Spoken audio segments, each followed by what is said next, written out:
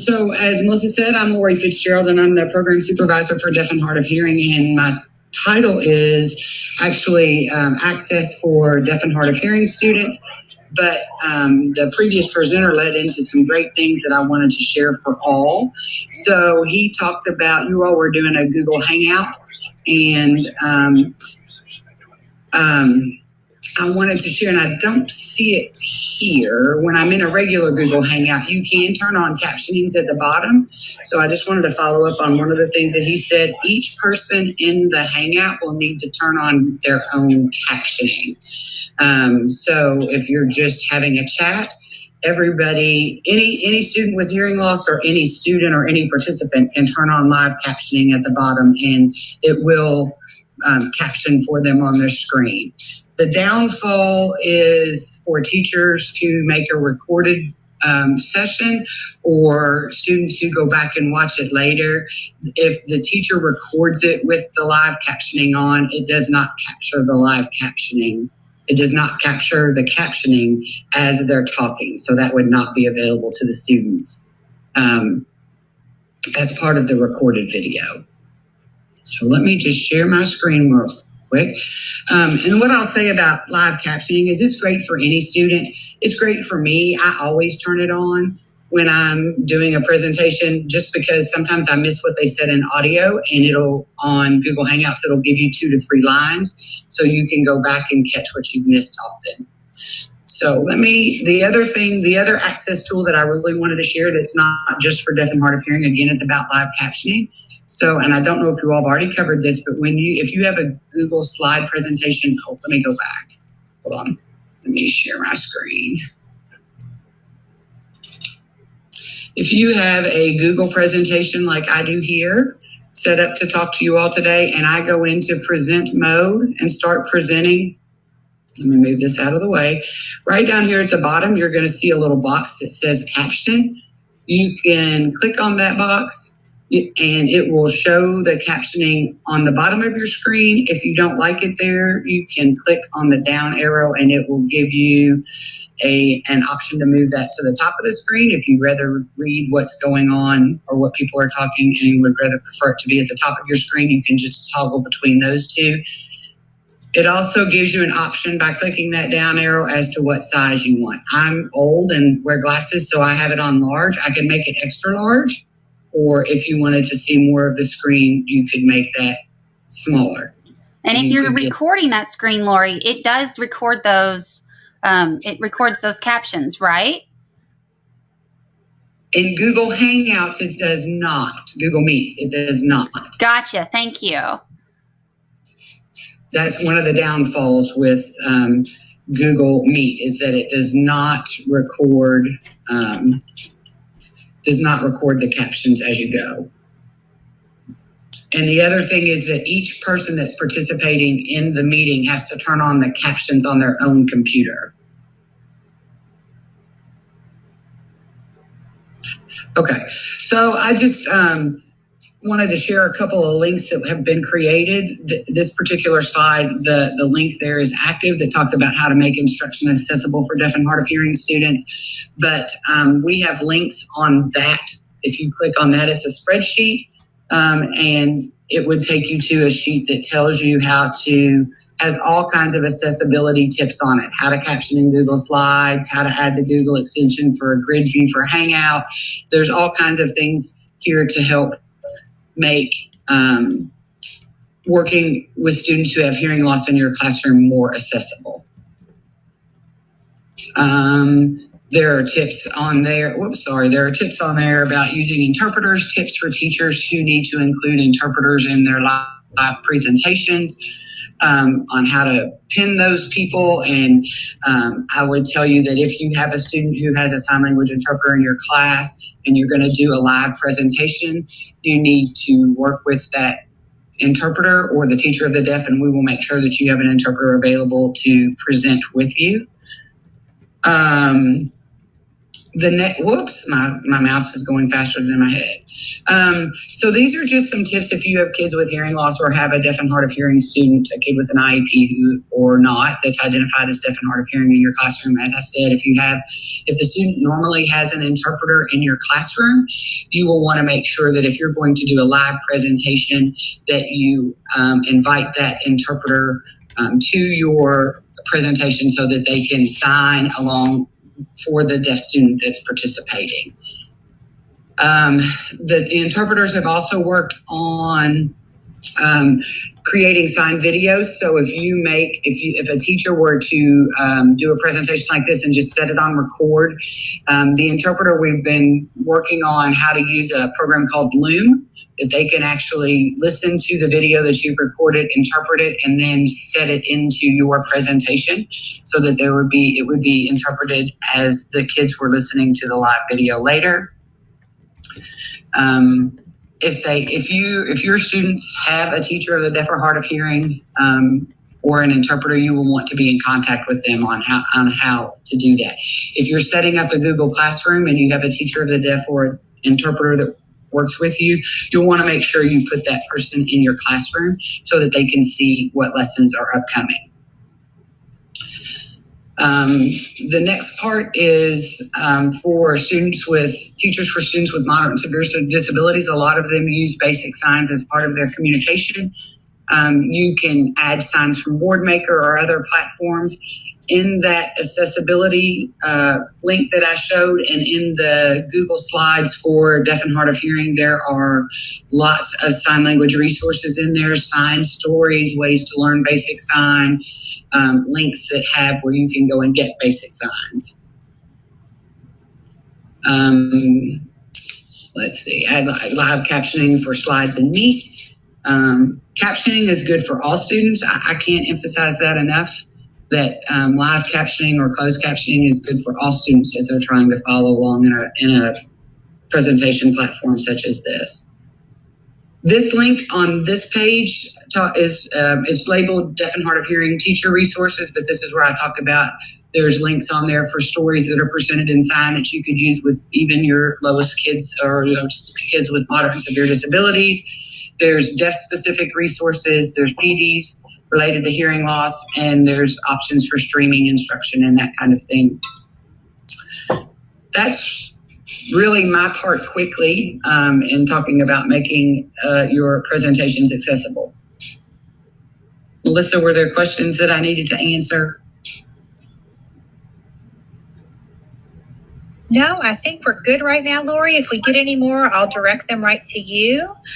Oh, look, you're closed captioning me. So I guess then we can go ahead and throw it to Brian and let him get started, and we'll continue manning this chat. And Lori, if you want to hop on over to the YouTube live session and be on the chat too, in case some questions come up, that would be great. Great, I can do that. Thanks.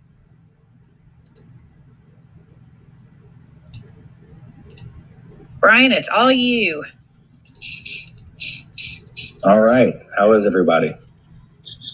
Thank you for being here, Brian and Lori. Thanks again. You guys are awesome. Not a problem. All right. So I'm Brian Franklin, one of the EC Assistive Technology Liaison for JCPS. Talking about today multiple tools students can work to use to show their work. And I'm going to get into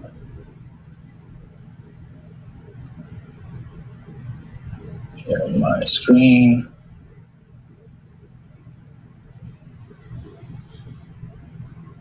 All right, and we should be up.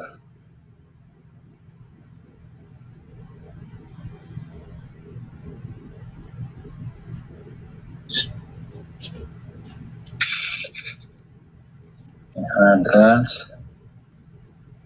Also, I'm going to turn on some closed captioning built in.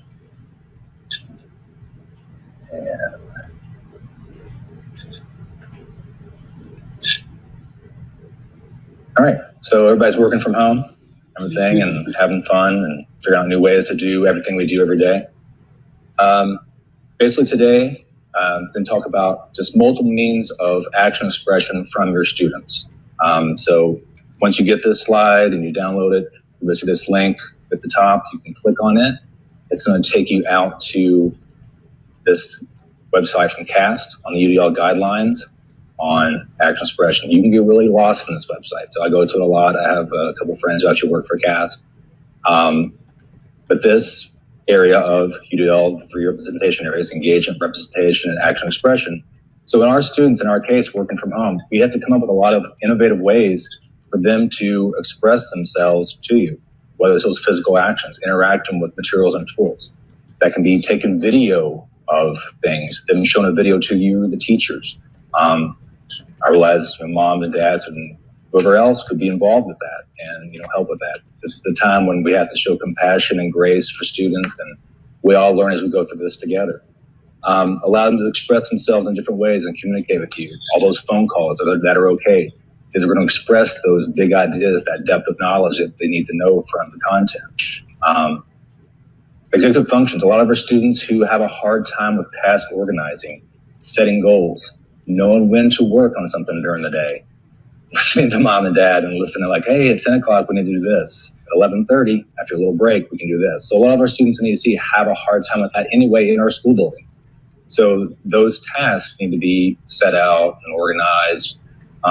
I think a teacher can go through that, para-educators that are involved, all the related service providers are involved with that student and know that student can help guide that, I think, for the main teacher of record going forward and come up with tools and strategies that they can use that they probably use in the classroom. All right, so tools that have been released. Lots of companies have been very gracious in allowing access through the end of the school year. One of those at the bottom of the slide is Readwrite, IT department. You've all been very helpful in getting that up and going and getting that pushed out to students for Chromebooks and wherever else. Whether it's on a Chromebook, whether it's on a computer, on an iPad, there are ways we can turn on speech-to-text or word prediction. I'm not going to go in depth today because we're trying to just get this piece milled out. But that exists. There's things that are not bolted on. There's things built into all of our hardware devices that can be utilized by students. This link is active here. It takes you out to a great site just from Google to turn on Chromebook accessibility features. So once you go to that, you'll see the screen right here. You can go in that and just explore on your own as a teacher. I know a lot of you have Chromebooks. Like I said, the Readwrite Chrome extension is out, being pushed out. You can look for that. Utilize especially the word prediction that I mentioned up top, voice typing, and also typing onto a PDF with the PDF reader typewriter tool that's part of Readwrite for Google Chrome. I don't have it on this slide, but I know it's also Kami, however you know to properly pronounce it, Kami. That extension for students outside of being a free version, the full premium version, which also has text-to-speech, that's been pushed out too as well to students, at least the last time I checked. Let's see, from here, when you go to Readwrite onto a Google Doc, you'll see this little pull-down tab. And there's tools like word prediction, screenshot reader, talk and type, which is voice typing or speech to text. And you have your main comment and play features. I'm not going to open a PDF here from Drive just for like a lot of time. But from all that, you can open PDFs, type onto them, hear the text read aloud. So a lot of our stuff is digitized. Lots of it became paper. Probably originally was in a digital format. So think about like, well, I had that printed out, but you printed it out, guarantee it was in a digital format. So think about it being already in an accessible format. All right, lots of tools that I know the wonderful IT innovation team talk about with students and teachers out in the schools. Tools like Flipgrid Quizzes, and I have some of these live linked. A tool that I came across, and I was so happy to see this last week presented by somebody on your all's KentuckyDigital.com live show. So I'll hop into that one for sure because I stumbled upon it about a couple months ago and explored them on a month ago. And so I was so happy to like see this tool, Insert Learning, It's basically, in quotes, free. With caveats, you'll discover that as you get into the website and watch that video. I would highly suggest it. I was thinking about the power between combining that with Readwrite, even the free version of Readwrite when we have that, and just the ability of a teacher to build into a live website and have them build in some Q&A for a topic. It was just seamless, easy to use. Love that. So that person, the name was Lauren Ratage. Wonderful. So I highly suggest we're watching that. So everybody misses school. Miss school a lot. Think of innovative ways to have students create 360-degree video tours of outside their school neighborhood. Have them go into that. There's links here, like has good explanations, mainly from I think Andy Kurtz and Dish Textbook.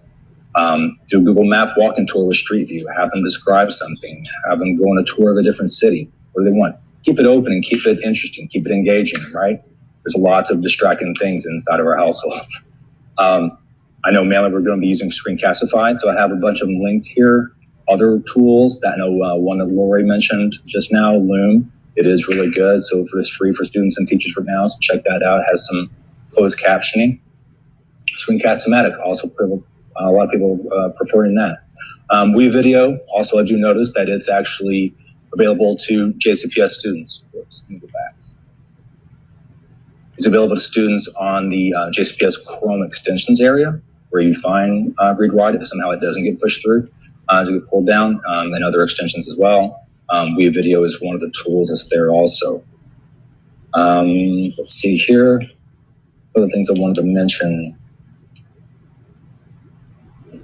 I wanted to go to, I hope y'all can see this, on a Word doc, that if I'm typing into Word, that I have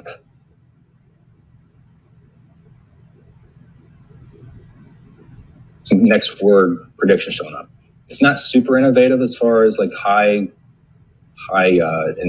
robust word prediction.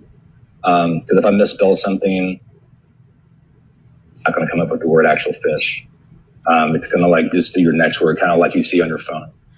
Brian, is this one that is that something that will learn the students' writing style, or is this just a general tool that is just like a predictor based upon the first letter of a word? The latter. Yeah, just a predictor of the next word. I hope Mike Carlson and his team from Microsoft improve upon that. I'm sure they will. They've been making all kinds of improvements across all their learning tools that they built into Microsoft tools, especially up here in Dictate. So the Dictate tool, besides launching from here, or if you have the Word application on your desktop, you can also launch by hitting Windows H, and you'll launch your built-in microphone. You might have to enable voice recognition one time, possibly two. How sometimes updates turn things off sometimes. But from here, inside of like Word Online. So this can be gotten to by students and teachers from their Chromebooks. This works in your Chromebook. So you can see Dictate here. I would just turn it on, and I can speak.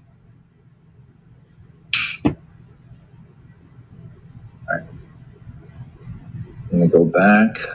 Sure, I wanted to talk about it. Laura Fitzgerald was showing that one digital sheet. I did want to mention because I had it on my tab. I was like, yes, this is another tool as far as captioning goes that I haven't got to play with a lot yet, but I just came across webcaster.com about 3 weeks ago, a month ago. Haven't had a chance to play with it on the fly yet a lot, but I do know it creates a log of a thing, and it can be shown with Zoom. So I know teachers in Zoom, we're not using Zoom for students, but it will allow you to do live captioning with your Zoom meeting. And if you're recording, record it within the screen. So just a tool, ways to like pull some things together if you're ever interested in doing something like that. Make sure I got everything else I wanted to. Speaking of the Readwrite for Google Chrome, again, IT3 innovation team. Again, thanks for getting that pushed out so quickly. And they Readwrite TextHelp. The people from TextHelp gave a lot of these videos that are simple and short. You want to know how to do something? Go here. So you can get to this off of the justbestdigitallearning.com website and also off of the NTI website. All right. Let's see what we got next. Okay. All right, this might have to bear with me just for a minute. I wanted to talk about some apps for students if you're using iPads. I know several of our middle schools are iPads. And we have iPads that students use probably in their own households, and they might be choosing to do that. And that's fine. And I don't know if any other schools, I don't know what really happened as far as devices going out from schools to homes. All right, so writing support. There is some apps, SnapType, the free version, and SnapType Pro for typing onto worksheets. Office Lens. I know Michelle Shorey from ELL has done a great video of that. I love Office Lens, ability to translate, and also just has this built-in immersive reader tool to have text read aloud to students. And you can export it out to Word or OneNote if you like, or OneDrive. The Notes app built into the iPad. You can scan documents and use the markup tools to type or speak directly onto the PDF. You can do multiple pages on a screenshot. Reading support. Again, Microsoft Office Lens, free, and you can use the immersive reader to have documents read aloud. There's also Seeing AI, also by Microsoft. I hope the G off my scene. And you can have text read aloud, and it has various other tools to recognize objects for individuals who have low visual impairments. Another tool I really like, and there's many others out there that can do automatic optical character recognition on the fly from an application like Office Lens can. One is by a company called Claro.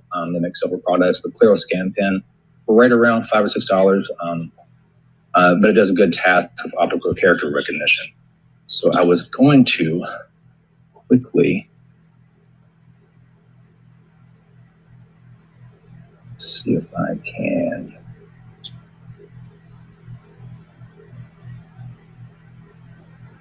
I want to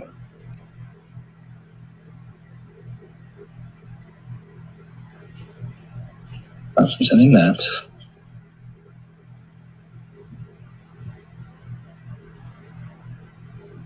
And I wanted to see if I can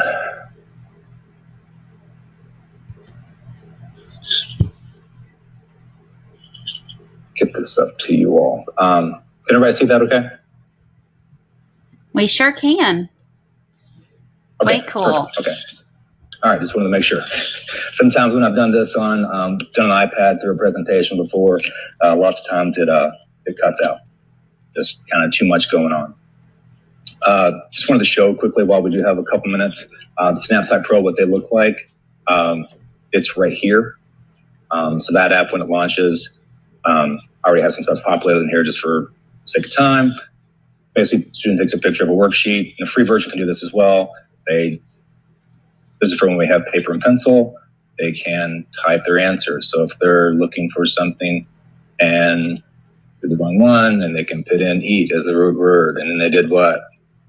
They typed in here, and they can do ing and so on, and then write their new word and so on. So you can save that, share that out to teachers and so on, or save it to the device itself. So other tools, like I mentioned, Office Lens, it's right here. So it looks like that. When it launches, you do have to sign in with the student's JCPS, Google Microsoft account, and from there they can be able to type onto documents like I mentioned earlier. And what else did I mention? I mentioned Seeing AI. There's my vision at. This would show you what it looks like. So Envision, Seeing AI looks right here in the bottom right-hand corner right there. So pretty useful tools. Claro Scan Pen. Get this back off here. And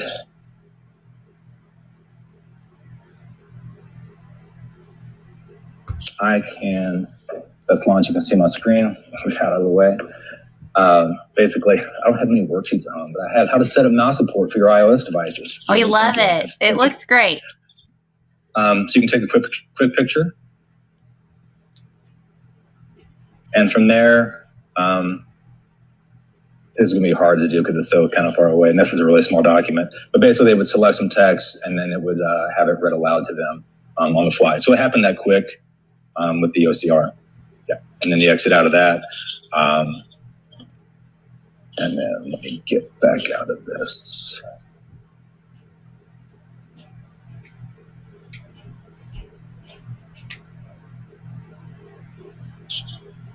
All right. And I think that's all I was going to show from that. Is there any questions? I'll stop screen sharing from there.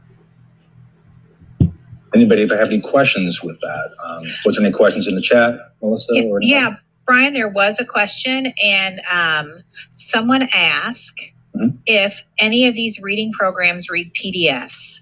And I think you mentioned that in one of your slides. Is that correct? Correct, yes. So with Readwrite for Google Chrome Premium, that with the full premium feature, you can read the PDF, you can annotate onto it, you can voice type into it. So all those tools are turned on. I do know that even if, as long as it's a unlocked, accessible PDF that's been OCR'd correctly with the right kind of tools, and there's multiple tools that can do that. Sometimes it costs money. But yes, lots of PDFs can be read aloud. And also the Readwrite has premium feature tools. Say that you do come across a locked PDF and a student opens it up inside your Chromebook and they're looking at it and you're looking at that preview screen. And they open it up with Readwrite. There's even a way to do the screenshot reader and pull that across locked text. And that does optical character recognition as well. That's the OCR tool. Built into it. There's other tools out there that I know some teachers were using that I had shown them how to use, like Claro Read and Copyfish, that were out there, also released on JCPS Chrome extensions. That can be another topic I can talk about sometime. I know we're all in this for a little bit of a haul, so I can share other tools and videos, strategies of ways to access whatever student's used to. Why is not the time to throw something totally new at a student? They're all learning new ways to do things together. That's a great point, Brian, to make sure that we're using things that students are used to kind of in this unusual schooling that they're becoming accustomed to. There was one more question, and I'm going to ask you, and maybe Elaine might know the answer. You may know the answer, but someone wanted to know if a teacher, or Jennifer wanted to know if a teacher adds Google Classroom to the Clever teacher page, will the students in K through 2 have to log in using their email still to get into the classroom since they are using a Clever badge to log in?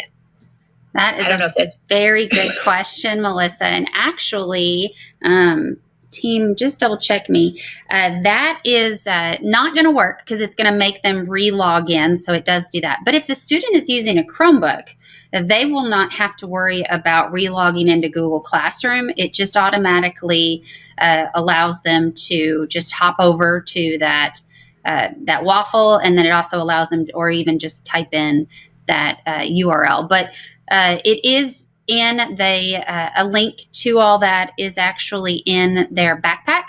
So if they go to Clever through the backpack and then go back to the backpack and then go into Google Classroom, they have access to that. So that's a very good question. And they even have access to those choice boards that are already created for them. So unfortunately, it's just not the way it works, but it's a great question. Yeah, just double check me. I believe I'm right, but I have and I'll correct myself. We'll correct myself, but I believe that is correct. Kathleen's she's a little more well-versed on that, and she's on my team. So we will definitely let them know. Yes, Stephanie, I see your question just now, Brian, and I'm going to go ahead and do that. Brian, we had a question from Stephanie Davis, and she says, is Brian's presentation available for us to access later? Yes, it is. And all of these presentations will, and I was correct on that, just to make sure that you guys know that Google Classroom through Clever was a correct answer, that it does not work, unfortunately. But for Stephanie's question, how do I get these presentations that I'm seeing today that are awesome? And thanks again, ECE leaders, for your support. And I always love, as a former special ed teacher, I love digging in and seeing what you guys have. You're just brilliant. So for Brian's presentation, you can go straight here to right above the time slot where you are and under the corresponding day, because ECE, I believe you guys are presenting on different things. And once I click on that, it's going to take you to this Google Doc, and then the corresponding presentations are right there linked in for you.